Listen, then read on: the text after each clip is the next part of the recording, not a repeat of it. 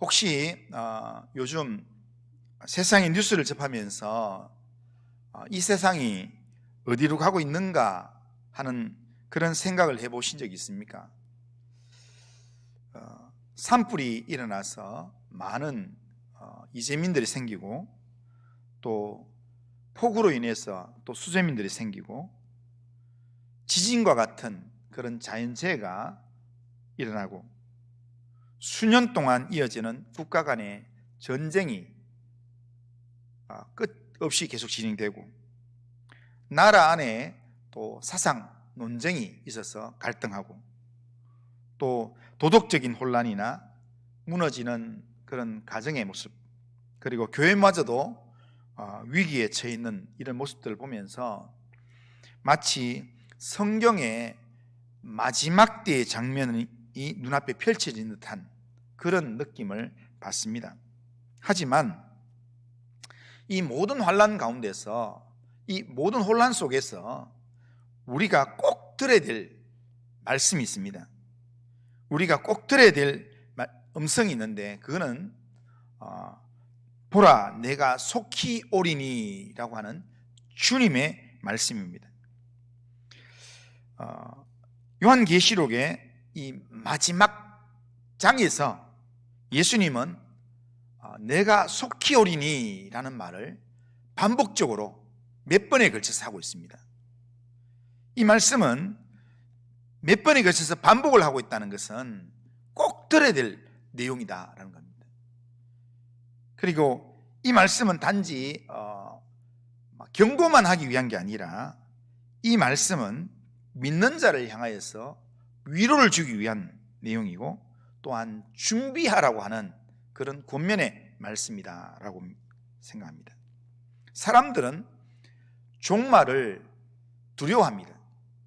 그러나 예수를 믿는 성도는 종말을 두려워할 게 아니라 종말을 소망하는 삶을 살아야 합니다. 왜냐하면 종말이 끝이 아니라 종말은 예수님과 함께하는 새로운 시작이기 때문입니다.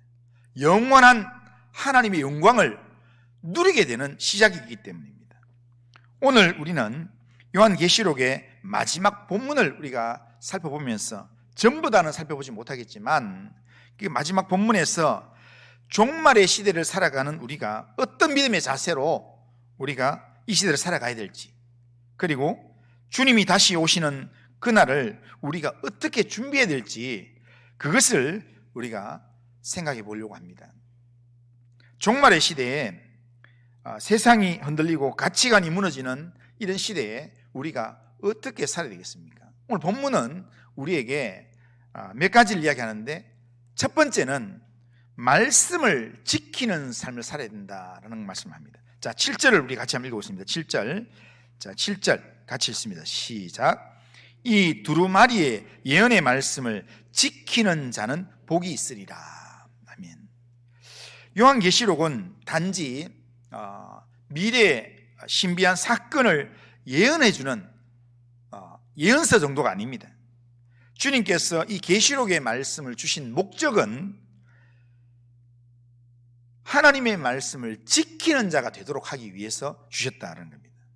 오늘 본문에서 주님은 이 예언의 말씀을 지키는 자가 복이 있다라고 말씀하셨습니다.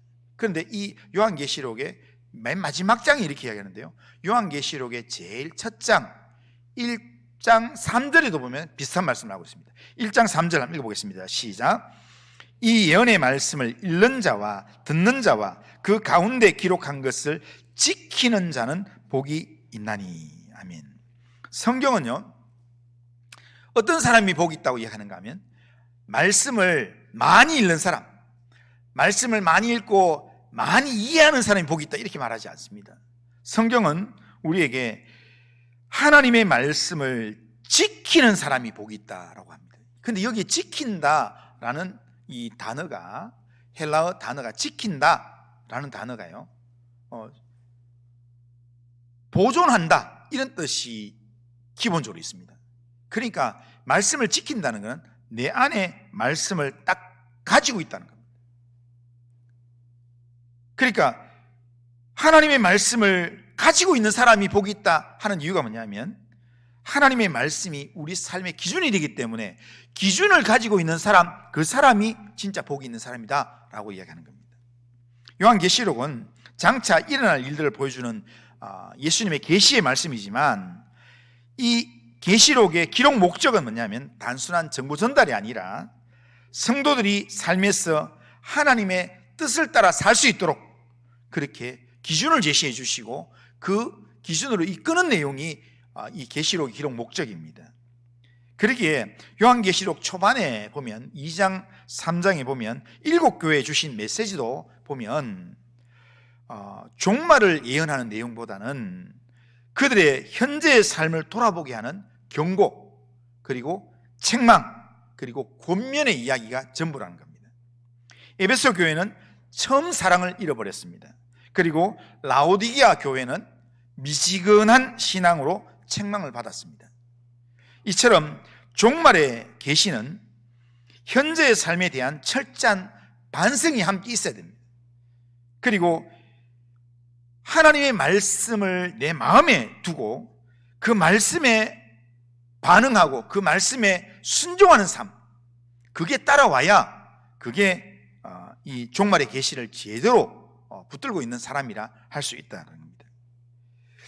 말씀을 지킨다는 것, 그것은 문자적으로 말하면요, 말씀을 내 안에 두고 내 안에 보존한다 이런 의미가 있는데, 그러니까 이 말씀을 지킨다는 것은 내 안에 둔다는 것은 말씀을 듣고 그 말씀을 내 안에 두면서 그 말씀대로 말씀을 기준의 원칙으로 삼고 그 말씀대로 살아간다라는 것을 의미합니다. 그래서 내 생각대로 살아가는 게 아니라 하나님의 말씀 위에서 흔들리지 않는 믿음의 삶을 살아가는 것, 그것을 의미합니다. 그러니까 내 감정보다 하나님의 명령을 따라 행하고 손해가 나더라도 말씀이 내 안에 기준으로 있기 때문에 그 말씀에 정직하게 우리가 순종하고, 다수가 아니어도 하나님의 말씀이 내 안에 있기 때문에 말씀이 인도하는 그 길로 내가 진리의 편에 서서 살아가는 것, 이게 세상 속에서 말씀이 있는 자의 모습입니다. 이렇게 내 안에 말씀을 보존하고 말씀을 지키는 그 사람에게 하나님은 복이 있다라고 이야기합니다. 세상이 흔들릴수록 말씀이 우리 안에 있어야 되고, 그리고 그 말씀이 우리 삶의 중심이 되게 해야 합니다. 원칙이 되게 해야 합니다. 하나님의 말씀은 우리를 살리는, 우리를 생명으로 인도하는 말씀이기 때문에 하나님은 말씀을 붙들고 말씀에 순종하는 사람, 그 사람을 복 있는 사람이라 이야기하고, 그 사람을 하나님이 예비하신 새하늘과 새 땅으로 하나님께서 인도하신다는 겁니다.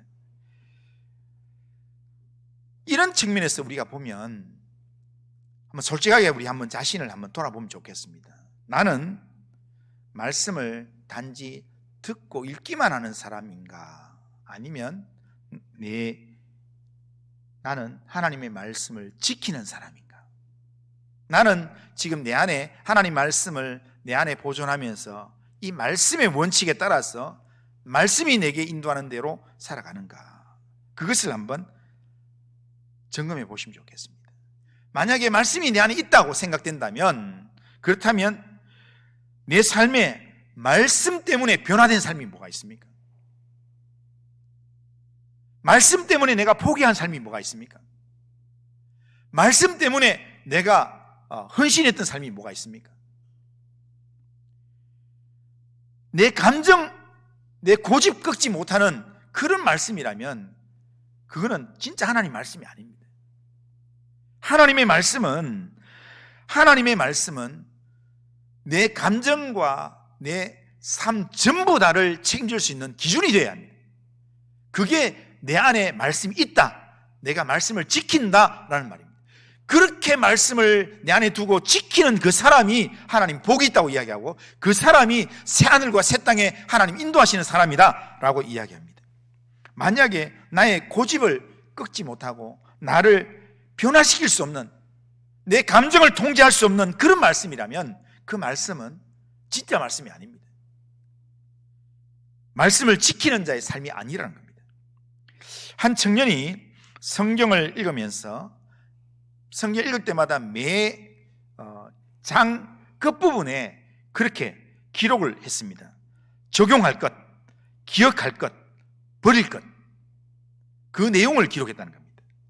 이렇게 적었던 이유는 성경이 단지 읽는 책만이 아니라 이 성경은 살아내야 될 책이기 때문에 그렇게 그는 그렇게 알았기 때문에 성경을 읽을 때마다 매 장 끝에 내가 적용해야 될 것, 내가 꼭 기억해야 될 것, 내가 버려야 될 것, 이것을 기록했다는 겁니다. 이 청년은 큰 신학자는 되지 않았지만 삶의 현장에서 성경대로 살아가는 주님의 제자의 삶을 살아가는 사람이었습니다. 이것이 주님이 우리에게 원하시는 삶입니다. 우리가 말씀을 들을 때, 또한 말씀을 읽을 때 그 받은 말씀을 내 마음에 지켜야 합니다. 그러니까 내 마음에 보존해야 합니다. 그래서 내 마음에 새겨놓고 그 말씀 앞에 나를 내려놓고 그 말씀의 인도함을 받고 그 말씀으로 순종하는, 그 말씀에 따라가는 그런 삶을 우리가 살아가야 합니다.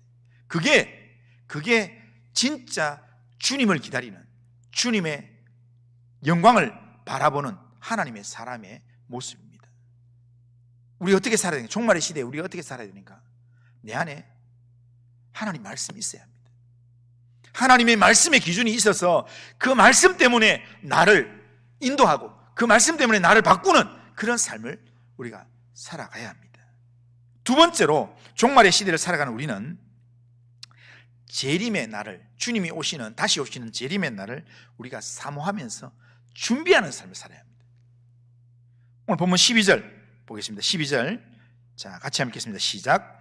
보라, 내가 속히 오리니 내가 줄 상이 내게 있어 각 사람에게 그가 행한 대로 갚아주리라. 아멘. 요한계시록 결말에서 예수님은 내가 속히 오리라 이 말씀을 반복해서 하고 있는데, 내가 진실로 속히 오리라 마지막에 또 한 번 더 하고 있습니다. 맨 마지막에는 20절에는 내가 진실로 라는 말, 반드시 이런 뜻입니다. 속히 오신다고. 이 오신다는 이야기를 반복적으로 하는 이유는 그냥 반복적인 서술을 그냥 하는 게 아니라 반드시 이 말, 임박한 재림을 말씀하는 겁니다. 성도들에게 깨어 준비하라고 지금 경고하는 말씀입니다. 예수님의 재림은 반드시 속히 임하게 될 실제적인 내용이 될 것입니다. 많은 사람들은 예수님의 재림을 굉장히 먼 이야기로만 생각하고 막연한 이야기로만 생각하는 경향이 있습니다. 하지만 오늘 본문에서 예수님은 내가 속히 오리라 라는 말을 3번이나 반복하고 있습니다. 성경에서 3번은요, 이거는 포기할 수 없는 그런 내용이라는 겁니다. 그러니까 내가 속히 오리라고 반복하시는 주님의 말씀은 이것은 필연성을 이야기하고, 그리고 속히라는 말은 긴급성을 이야기하는 겁니다. 주님의 오심은 생각보다 가깝습니다. 그리고 그날은 아무도 예측할 수 없으면서 올바로 이 날을 준비한 사람만 그 영광에 참여하게 될 것입니다. 우리는 이렇게 교회 다니면 다 새하늘과 새 땅에 들어갈 거라고 생각하지만, 그러나 성경은 다 누구를 위해서 주시는 말씀이냐면 교회에 있는, 듣는 사람들을 위해서 주는 겁니다. 그런데 주님은 어떻게 이야기하는가? 주여 주여 하는 자마다 다 천국에 들어갈 것이 아니라 하나님의 뜻대로 행하는 자라야 들어간다 라고 이야기합니다. 그러니까 지금 올바로 준비된 사람만 하나님의 예비하신 집으로 들어가게 되고요, 올바른 준비가 안 된 사람은요, 그 문 앞에서 결국에는 슬피 울며 통곡하는 일들이 있게 된다는 겁니다. 예수님은 그날에 각 사람에게 그가 행한 대로 갚아주신다라고 말씀하십니다. 그러니까 우리의 신앙은 결국 우리의 믿음의 열매로 평가를 받게 된다는 거예요. 마지막에 가면 내가 진짜 믿음으로 살았는가, 내가 믿음으로 주님을 의지하며 살았는가, 그것을 평가받는 마지막 순간이 있다는 겁니다. 그런 의미에서 주님의 재림은 주님의 재림의 날은 우리의 믿음을 평가받는 날입니다. 마지막 주님 앞에 딱 서는 날 주님께서 생명책에 우리의 이름이 있는가 없는가를 보게 될 것이고, 그리고 우리의 행위록을 펴서 우리가 이때까지 살아왔던 모든 삶들 전체를 주님은 우리 앞에 펼쳐 보이게 될 것입니다. 그렇기 때문에 그날을 우리가 알고 있는 사람은 주님의 재림을 사모하며 살아간다, 이 말은 단지 주님이 언젠가 오시겠지 이런 막연한 믿음으로 그냥 살아가는 삶이 아니라 그날을 기다리면서, 그리고 바른 신앙의 모습으로 그날을 준비하면서 살아가는 것, 그것이 주의 재림을 기다리고 사모하는 삶입니다. 초대교회 성도들은 로마의 핍박 속에서도 어려움이 있지만 마라나타를 외치면서 그렇게 살았습니다. 마라나타가 그들의 인사말이었습니다. 마라나타가 뭐냐면 주여 오시옵소서라는 아람어입니다. 그러니까 주님이 속히 오리라 할 때 주여 오시옵소서라는 게 마라나타입니다. 그러니까 마라나타, 이 말은 주님 오십시오, 이 고백인데, 그런데 이 초대교회 성도들은 늘 사람들 만날 때마다 인사로 주님 오십시오, 주님 빨리 오시면 좋겠습니다, 이것을 인사로 했다는 겁니다. 그 말은 이 사람들은 주님의 재림의 날이 속히 온다는 것을 두려워하지 않았습니다. 염려하지 않았습니다. 오히려 그 날을 영광의 날로 여기면서 믿음으로 그 날을 준비하는, 그리고 기다리는 삶을 살았다는 겁니다. 주님의 재림을 준비하며 기다리는 신앙, 주님의 재림을 사모하면서 기다리는 사람, 기다리는 신앙, 이게 진짜 신앙입니다. 이게 마라나타의 신앙이고, 이게 주님이 원하시는 신앙입니다. 그러면 주님의 재림을 기다리는 신앙은 구체적으로 어떤 모습이어야 됩니까? 가장 중요한 것은 14절에 보면 자기 두루마기를 빠는 자들은 복이 있도다, 그렇게 합니다. 여기 두루마기는 우리가 있는 겉옷입니다. 겉옷인데 겉옷을 빠는 자가 복이 있다라는데, 성경에서 옷은 뭐냐면요, 우리의 행위의 삶의 내용이 옷입니다.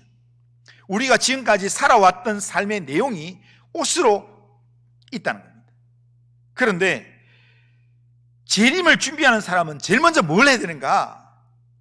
내 이 행위의 옷이 더럽혀져 있는 것들은 옷을 빨아야 된다는 겁니다. 죄에서 떠나는 삶을 살아야 합니다. 그리고 죄에서 우리 자신을 정결케 하는 삶을 살아야 합니다. 그런데 우리의 이 행위의 이 죄를 빨 수 있는 방법은, 우리의 옷은요 세탁기 넣으면 빨 수 있습니다. 아니면 세탁소에 보내서도 우리가 해결할 수 있습니다. 그런데 우리의 행위의 이 옷은요, 우리의 삶의 옷은 아무리 퐁퐁을 쓰든 세탁 세제를 쓰든 그걸로 해서 해결되지 않습니다. 우리의 행위의 옷은 뭘로 해결되었냐면 예수의 피로 우리가 씻어져야 해결될 수 있다는 겁니다. 예수의 피가 우리에게 덮여질 때, 예수의 피 앞에 우리가, 예수님 앞에 우리가 회개하고 예수님께 나아갈 때, 그럴 때 예수님을 의지하는 믿음이 내 안에 들어올 때, 그럴 때 우리의 몸이 정결한 심령으로 회복되는 겁니다. 거룩과 회개와 거룩이 우리가 생활화돼야 이게 진짜 재림을 준비하는 삶이 된다는 겁니다. 그리고 하나님의 말씀에 순종함으로 이렇게 살아야 된다는 겁니다. 두루마기를 빤다는 것은 말씀으로 자신을 정결케 하는 삶이라는 겁니다. 주의 재림의 때가 얼마 남지 않았습니다. 자신을 정결케 하는 그런 삶을 우리가 늘 살면서 나 자신을 하나님 앞에서 정결하게 세우는 삶을 살아가야 합니다. 이렇게 본다면 자, 한번 또 자기 자신한테 한번 질문해 보십시오. 나는 정말 주의 재림을 준비하면서 살고 있습니까? 나는 정말 주님의 재림을 준비하고 있습니까? 지금 내 삶은 주님 앞에 부끄럽지 않는 말씀이 기준이 되어서, 말씀이 원칙이 되어서 기쁘게 그렇게 살고 있습니까?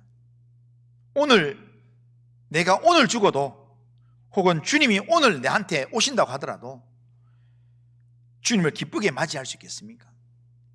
말씀이 내 안에 있는 삶을 살고 있는가? 그것을 물어야 합니다. 말씀이 내 안에 있는 사람은요, 말씀이 내 안에 있는 사람은 말씀과 상관없는 삶을 살지 못합니다. 제가 며칠 전에요, 이렇게 밥 먹으러 이렇게 가다가 저 농협 앞에, 거기 농협 앞에는 한 100m 단위로 횡단보도가 두 개가 있습니다. 위에가 있고 밑에가 있습니다. 그런데 그 100m가 안 되는 거기에 있는데 횡단보도 한 5m 정도밖에 안 되는 거기서요, 한 10m 정도 되는 데서 한 분, 어떤 분이 차가 오고 있는데도 그냥 지나오는 거예요. 제가 딱 보는 순간 지금 저 사고 나면 어떡하나. 그런데 아니 고파 조금만 걸어 내려와서 그 횡단보도 있다가 신호 들어오면 건너면 되지. 그런데 한번 생각해 보세요. 우리 생각 속에 차가 다니는 도로에서는 횡단보도로 건너야 된다. 그 다음에 신호가 있을 때 신호를 받고 녹색 불일 때 건너야 된다라는 그 원칙이 속에 들어있는 사람은요, 원칙이 들어있는 사람은 웬만한 상황이 아니면 그냥 못 건넙니다. 그 원칙이 내 안에 나를 통제한다는 겁니다. 그래서 그 원칙 때문에 내가 건너고 싶어도 요 앞에 거기 횡단보도가 있으니까 여기 한 5m 밑에 횡단보도 있으니까 그쪽으로 가야지 해서 갔다가 바로 건너는 게 아니라 불이 들어오면 가야지 라는 생각으로 가게 된다. 이런 내용처럼 하나님의 말씀의 기준이 내 안에 딱 보존되어 있고 하나님의 말씀의 원칙이 나를 딱 붙들고 있으면 내 감정대로 내 하고 싶은 대로 살지 않습니다.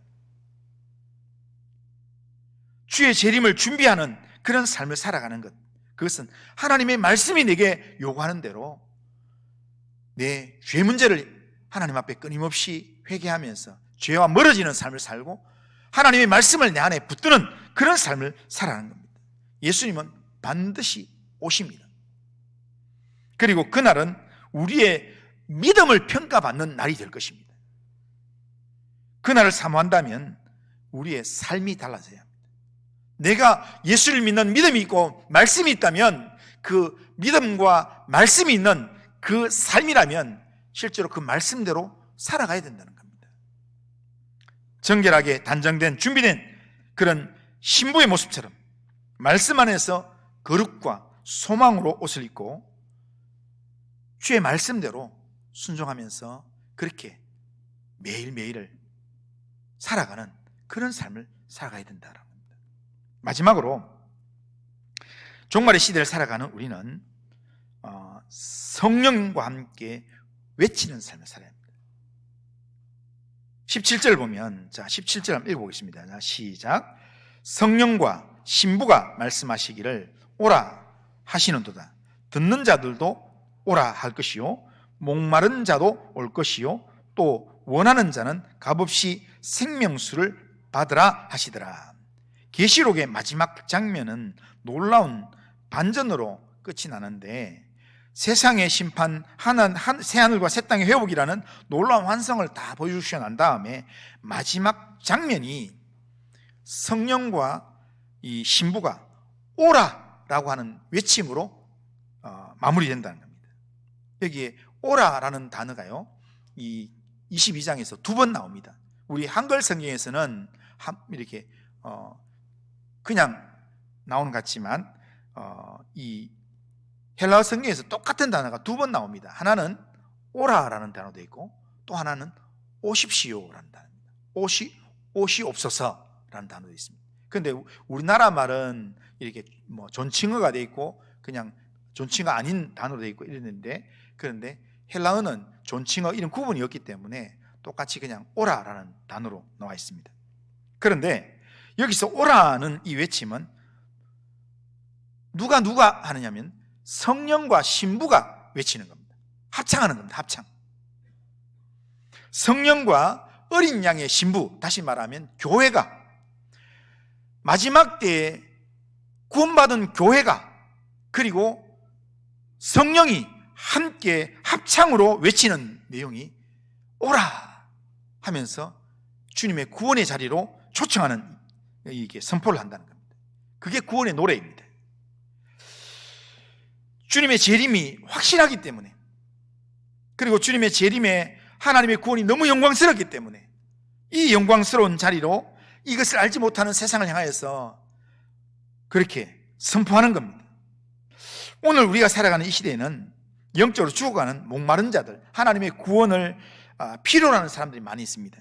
그들에게 구원의 소식을 외쳐야 합니다. 이것이 마지막 때 우리의 사명입니다. 그러면 그리스도의 신부인 우리가 왜 성령과 함께 외쳐야 합니까? 성령과 신부가 왜 함께 외칩니까? 그냥 그러니까 교회만 외치면 안 됩니까? 신부만 외치면 안 됩니까? 우리가 외쳐야 될 내용이기 때문에 하는데 왜 성령과 함께 외칩니까? 그 이유는 성령만이 사람을 깨닫게 하시고 우리가 성령을 하지 않고는 하나님의 말씀에 반응할 수 없기 때문에 그렇습니다. 복음은 인간의 설득이나 논리로 변화시키는 것이 아닙니다. 오직 성령의 감동과 역사로 사람의 마음이 열리고 구원의 문이 열리게 됩니다. 우리가 외치는 복음에 성령이 역사할 때 말씀이 생명으로 전해지게 되어 있습니다. 성령은 마지막 때의 선포자입니다. 그래서 성령은 지금도 우리에게 하나님의 말할 수 없는 그런 이 탄식의 마음으로 우리에게 외치고 있고, 그리고 성령은 지금도 믿지 않는 세상을 향하여서 예수님께로 나오라, 생명수가 여기 있다 하면서 성령 외치고 있습니다. 이사야서 구약 이사야 55장 1절 한번 읽어보겠습니다. 55장 1절 같이 함께 읽겠습니다. 시작. 너희 목마른 자들아 물로 나오라, 돈 없는 자도 오라. 너희는 와서 사 먹되 돈 없이 값없이 와서 포도주와 젖을 사라. 아멘. 성경에는요 오라라는 단어가 여러 번 나옵니다. 초청하는 단어가 여러 번 나오는데요, 그런데 오라라고 하는 이 초청의 주체는, 성경에서 주체는 누구냐면 대부분 다가 하나님입니다. 하나님이나 하나님의 영이나 여호와의 종이 한다는 겁니다. 그러니까 오라라고 얘기할 수 있는 사람은 누구냐면 하나님이 하시는 이야기이기 때문에 하나님의 영이 함께하는 사람이라야 이 말을 할 수 있다는 겁니다. 하나님의 영이 함께하는 사람이라야 우리가 세상을 향해서 주께로 와라 라고 이야기할 수 있다는 겁니다. 우리가 성령이 우리와 함께하지 않으면 우리가 세상을 향해서 아무 말도 못해요. 내 가족이라도 그냥 일상적으로 밥 같이 먹자, 뭐 이렇게 뭘 해라, 뭐 집 사라, 왜 이거 하냐, 이런 이야기를 할 수 있는데요, 그런데 성령이 내 마음 가운데 함께하지 않으면 예수 믿어야 구원 받는다, 너 예수를 믿어야 천국에 들어갈 수 있다, 하나님의 예비된 나라가 있다, 이 말은 성령이 내 안에 하지 않으면 절대로 내 입에 나오지 않아요. 이거는 왜냐하면 이 말은 성령이 역사해야만 쓸 수 있는 말이기 때문입니다. 우리가 예수님의 재림을 기다리는 자로서 우리가 성령과 함께 우리가 오라고 외치는 그런 삶을 살아야 되는데, 그런데 오라, 오십시오 라고 하는 이 단어를 우리가 외치는데 우리가 대상이 두 군데입니다. 성령이 나와 함께 하셔서 내가 오라고 외칠 수 있는 대상이 두 군데인데요, 첫 번째가 뭐냐면 우리에게 내가 진실로 속히 오리라고 말씀하시는 주님을 향하여서 우리가 주여 오시옵소서 이렇게 외칠 수 있다는 겁니다. 그런데 이거는 성령이 우리한테 같이 하지 않으면 절대로 말이 안 돼요. 그러니까 오늘 우리의 삶 가운데 주님이 내가 속히 오리라 하는데 성령이 없으면요 안 됩니다. 좀 더 있다고 하면 안 됩니까? 그러면서 주저하는 마음 생기고 두려운 마음 생깁니다. 오늘 밤에 주님이 내 영혼을 불러간다고, 주님이 내가 오늘 밤에 널 찾아가겠다 하면 성령이 내 마음 가운데 함께하지 않으면 두려워집니다. 아이고 내가 오늘 죽구나, 내가 오늘 이 세상을 정리하게 되구나, 이렇게 생각이 된다. 그런데 성령이 내 마음 가운데 오시면 함께 하시면서 주님이 오늘 내가 속히 너에게 가리라 말씀하면 성령이 나와 함께 하시면 내 속에서 저절로 그렇게 나옵니다. 주여 오시옵소서, 마라나타, 이 고백을 하게 된다는 겁니다. 20절 보면 이렇게 합니다. 20절, 자 20절 같이 읽습니다. 시작. 이것들을 정언하신 이가 이르시되 내가 진실로 속히 오리라 하시거늘 아멘. 주 예수여 오시옵소서. 아멘. 예수의 재림을 기다리면서 아멘 주 예수여 오시옵소서 외치는 삶, 이게 바로 마라나타의 신앙입니다. 자다가 일어나다고요. 주님이 오신다 하면 주여 오시옵소서 아멘 이렇게 이야기할 수 있는 것, 그게 바로 마라나타의 신앙입니다. 이 마라나타의 신앙은 내 힘으로 안 됩니다. 성령이 나와 함께 해야만 내가 고백할 수 있는 내용입니다. 성령이 나와 함께 하지 않으면요, 그런 경험 있지 않습니까? 꿈속에서 귀신이 나타나가지고, 뱀이 나타나가지고 나를 계속 괴롭히고 계속 나를 따라오고 계속 언덕에 떨어지고 이러는데 이게 벗어나고 싶은데 안 돼요. 그런데 기도하려고 해도 생각이 안 나요. 기도가 생각이 안 나고 말씀이 생각이 안 나요. 그런데 성령이 민감한 사람, 성령이 충만한 사람은요, 꿈속에서도 뱀이 딱 보이면 뭔 생각이 드냐면 이건 사탄이구나 그러면서 성령이 내 속에 역사하면 바로 그게 딱 선포되는 겁니다. 사탄아 물러가라 라고 이야기하게 되는 겁니다. 그리고 꿈속에서 주님이 나를 찾아오신 형상이 내게 보이면, 성령이 나와 함께하는 그 은혜가 내게 충만하면 딱 보는 순간 주님이 나를 찾아오셨구나 이게 느껴지면서 주님 너무 좋습니다 그렇게 고백하게 된다는 겁니다. 우리는 날마다 성령 충만해야 합니다. 날마다 성령과 함께하는 삶을 살아야 합니다. 그래서 주의 재림을 기다리면서 마라나타를 외치는, 마라나타의 신앙으로 주님을 기다리는 그런 삶을 살아가야 합니다. 그리고 우리가 그렇게 마라나타의 신앙으로 살아가면서 꼭 해야 될 일이 뭐냐면, 성령이 나와 함께하면 꼭 성령과 함께 세상을 향해서 외치게 되어 있습니다. 하나님의 구원에 목마른 사람들, 하나님의 구원을 기다리는 사람들, 그 사람들이 우리 주변에 있기 때문에 그들을 바라보면 성령은 절대로 그냥 넘어가지 않습니다. 그래서 성령이 나와 함께 하시면, 성령이 나와 함께하는 그 사람은 지금 지옥으로 가고 있는 사람을 보면 외치게 되어 있습니다. 너희 목마른 자들아 와라, 와야 구원받는다 라는 이야기를 하게 된다는 겁니다. 우리가 성령이 우리와 함께 하지 않으면 우리는 한마디 하지 못합니다. 왜냐하면 하나님의 말씀은 성령의 말씀이기 때문에 그렇습니다. 사도행전 1장 8절 읽어보겠습니다. 사도행전 1장 8절, 자 시작. 오직 성령이 너희에게 임하시면 너희가 권능을 받고 예루살렘과 온 유대와 사마리아와 땅끝까지 이르러 내 증인이 되리라 하시니라. 아멘. 우리 안에 성령이 임해야 우리가 이 말을 할 수 있다는 겁니다. 성령이 임하여서 능력을 받으면 구원에 목마른 사람들, 구원의 은혜를 사모하는 사람들에게 생명의 복음을 우리가 전할 수 있습니다. 우리가 외쳐야 될 이 복음의 내용들은 값없이 주시는 생명의 복음입니다.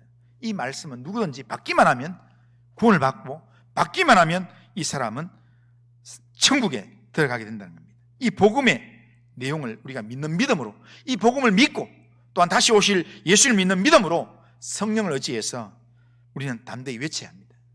주님이 내가 진실로 속히 오리라 라고 이야기할 때 아멘 주 예수여 오시옵소서 나는 주님을 기다립니다, 이런 믿음으로 우리가 주님께 응답하고, 그리고 우리의 삶을, 하나님의 말씀을 내 마음 가운데 보존하고 그 말씀을 붙들고 그 말씀에 따라서 우리가 남은 생애를 준비하는 그런 삶을 살아야 될 줄로 믿습니다. 그런 삶을 살아가는 우리 모든 성도님들이 다 되시기를 주님의 이름으로 축원합니다. 자, 한번 따라하겠습니다. 하나님 나라의 백성은 마라나타의 신앙으로 매 순간을 살아가는 자입니다. 자, 우리 모든 성도님들이 마라나타의 신앙으로 매 순간 말씀을 내 마음 가운데 보존하면서 그 말씀에 따라서 주의 날을 기다리고 주의 날을 사모하면서 그렇게 살아가는 성도님들 되시길 바랍니다. 자, 우리 다 같이 일어나셔서 자 오늘 일어나셔서 마지막 찬양은 620장 찬송 부르는데요. 620장은 오늘 오후 예배 때 우리가 부르는데 620장은 1절 우리 시온 찬양대가 부르고 2절, 3절 부를 때 이렇게 성도님들 나와서 같이 불러야 됩니다. 같이 불러야 되니까 오늘 620장 1절, 2절, 3절 우리 같이 한번 불러보겠습니다.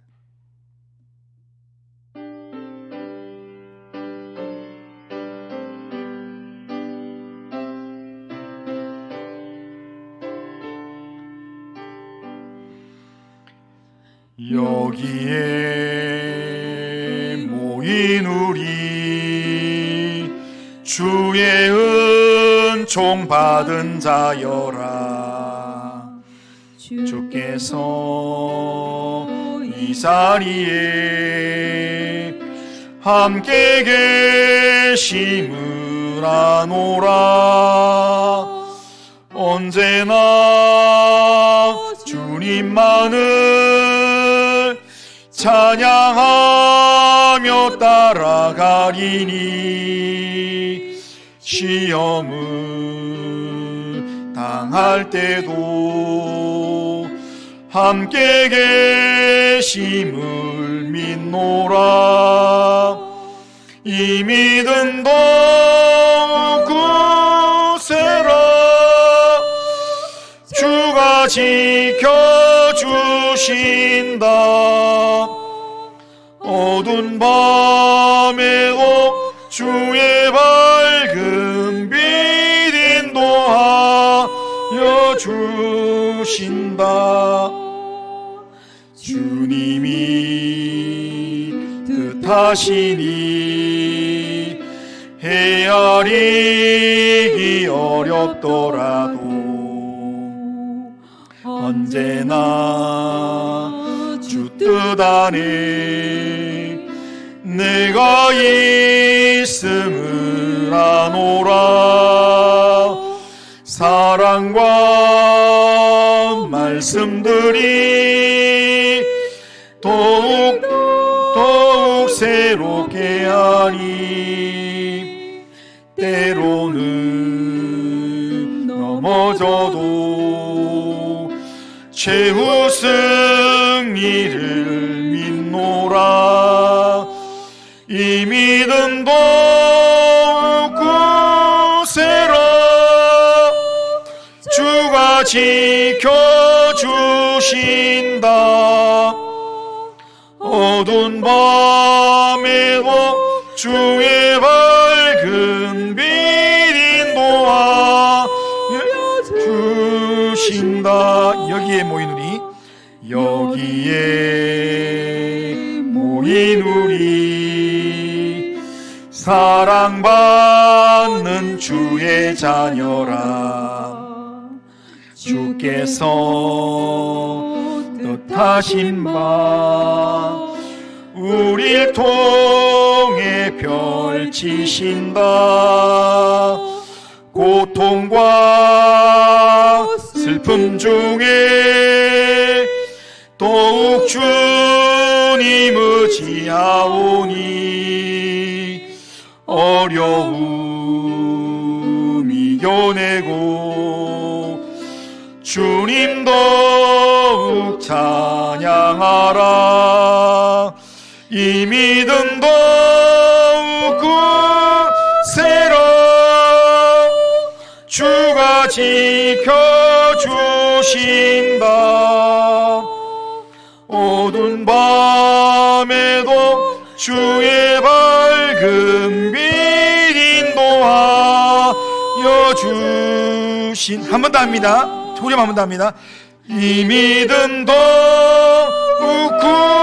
굳세라. 주가 지켜주신다. 어두운 밤에도 주의 밝은 빛 인도하여 주신다.